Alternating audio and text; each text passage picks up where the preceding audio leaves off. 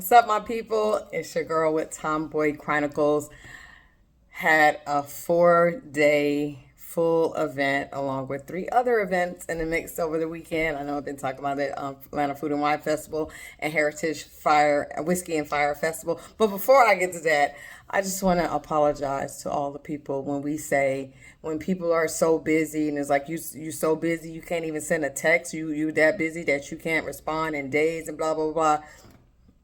I feel where you're coming from because um, it depends on what the person does for a living. Like, when you're up at 6 a.m. and you're in the bed by 2 a.m. and you do that for 4 days straight, I don't want to text anyone. I don't want to talk to anyone. I'm single, so I don't have to check in with anyone, but I don't want to even do any of that. It's to the point where I only take my work phone to work, my personal phone, so I don't get distracted, so I don't get caught up in things that people can do on their own without me being involved. You know what I'm saying? So I like to apologize because I can see how you cannot get back in touch with somebody for 3 or 4 or 5 days because that's kind of what I did, in a lot of situations. Some people caught me at the right time.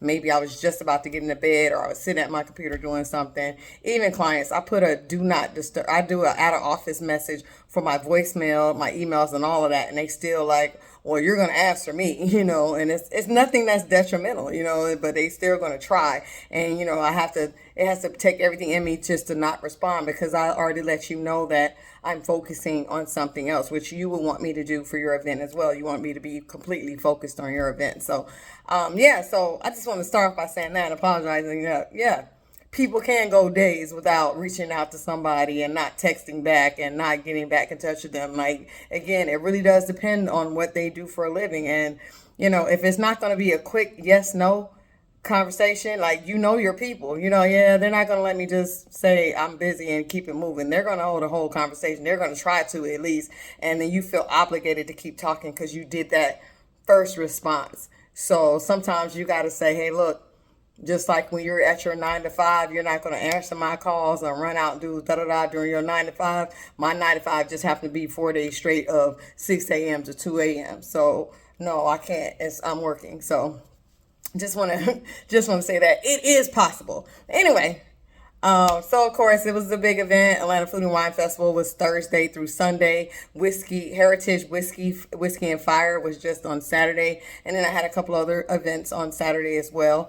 And managing 125 shifts. Now we had some people that worked multiple days, but in total is checking in, making sure 125 people showed up throughout this weekend, and then managing that staff and giving them tasks and speaking to the client and handling their needs and doing it's a lot.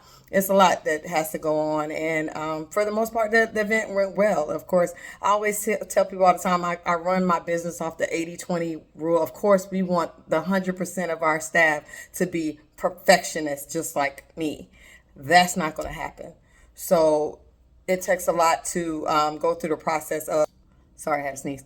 I go through the process of vetting people. Like, I have my regular staff and the staff that are made for certain events. So first you go through the process of vetting your regular staff and making sure, is this something you want to do? Are you able to do it? Have you done this before? Blah, blah, blah. The people that follow the rules to the T, do what they're supposed to do. And, I got that, on lock. And then it's like, oh, you hire new staff, for your company. So you hire new staff and they've never worked an event with you before, and then you're like, okay, these are all my rules and regs, da, da, da. And you hope and pray that they show up and they get it and they're on board, because a lot of it's some people that really interview well, but they do not apply themselves at the job. So it sound good on paper, but they're not delivering. And then you got those fill-in people where you grab them from anywhere to fill in those numbers, and those are really the Hail Marys. You hope they at least are decent enough where they're going to be a little bit of an asset, but you don't have really high expectations of those people to do things to your liking and to your understanding and based on what you're looking for. So I over explain things. I over extend the information. Like, you got to have a meeting with me. You got to have another meeting before the event. You got to read over the paperwork. You got to understand each day event. So I over communicate to a point where people think it's ridiculous or whatever. But I'm like, I've been doing this long enough to know these things happen. If you don't follow this way, what I say is going to happen and happen. I swear to you, every single time They do what I say not to do, and exactly what I said happen does happen. So I'm not even going to go into detail about those things because it's just an annoyance for me, and it's a level of disrespect when somebody's hiring you to work for a company and they're telling you up front, please don't do XYZ, and they do XYZ on repeat sometimes. But all in all, you hope that everyone has the human capability to understand, like myself, my client, people attending events, that you're not going to get 100% out of everybody every time. All I can do is do my best and hope we hit the numbers and we get everything done, and we don't have any incidents, any serious incidents and things like that. Because I'm the type of person, I'm gonna send you home. I'm not even gonna deal with it. I'll just send you home. So but yeah, so working like that. Even when I say I need a break, I don't even take the break. I was supposed to sleep in today, whatever, but I got up at 7 o'clock and just got busy because after the event, it's the getting everything together from that event and putting it back where it belongs and all that stuff. And I had like 3 or 4 people like, are you going to get a break? I'm like, this is what I do for a living. What do you mean do I get a break? I got to keep working. You got to move on to the next event. We have events every weekend. So it's like, it's not a break. You prep for those events. So you got to get prepared for all those things coming up. Plus, it's my friend's 50th birthday this week. So it was like a couple of things. I was trying to do all 3. We'll see if I make all 3. Love you, girl. But yeah, so I sometimes I ask myself, why do I do what I do? And sometimes it's like I just really love what I do. I don't know if it's like I love the clients, I love the money, I love the challenge and things like that. But the frustration with humans, sometimes I feel like it's a situation where, again, it's the 80-20 rule. 80% of the people, they respect your business and they want to make you look good and they want to look good themselves and they want to be able to continue to work. Then you got the 20%, they just showing up because you're paying them. And they don't really feel like they need to do the work. So it's the 20% that I'm speaking to. It's one thing to have a bad day. People have bad days here and there. People get overwhelmed, especially if they don't understand the magnitude of what they're getting into. That's why I over-explain. And then that's okay. But, when you're coming into someone's business and basically they're the client, I'm the client. And so I'm paying you to come do a job. And when you show up and you're telling me everything that you're not going to do or complaining about this, that, and the third, it is a level of frustration that you can't understand. So just keep that in mind when you're working for others and you're representing their brand, that everything you say and do can come back, That's the bottom line. But I love the Atlanta Food and Wine Festival. I do want to be an attending one time for the one time. They have a lot of food. They have a lot to drink. I don't really eat too much. It's probably 80 vendors, and I probably tried up to 4 a day.